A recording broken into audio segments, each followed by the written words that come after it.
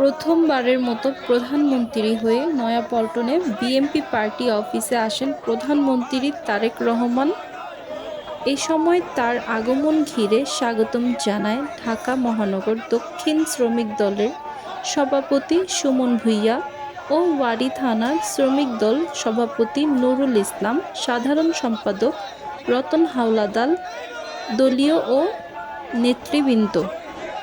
তথ্য ও চিত্র প্রতিবেদন আকবর আলী, AR নিউজ, ঢাকা।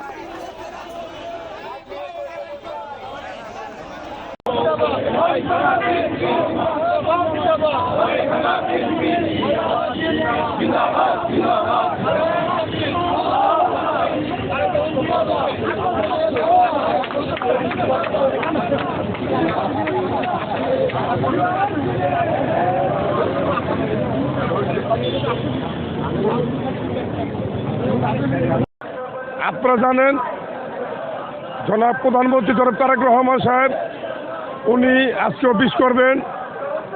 বিগত 5-6 দিন আগে একটা ঈদ গেছে, আজকে ঈদের থেকে বেশি আমিজ লাগতেছে। যেহেতু এই তারেক রহমান সাহেব আমরা অপেক্ষা ছিলাম 17টি বছর, উনি আসছে, আমাদের সবাই মনে আনন্দ, সবাই মনে ফুর্তি। প্রত্যেকটা থানায়, প্রত্যেকটা ওয়ার্ডে ওয়ার্ডে, ঢাকা মহানগর দক্ষিণ জনাব সুমন ভূঁইয়ার নেতৃত্বে এবং বদরুল আলম সবুজ ভাইয়ের নেতৃত্বে ওয়ারী থানা শ্রমিক দল, আমাদের সভাপতি এখানে আছে, সবাই আনন্দিত আমরা।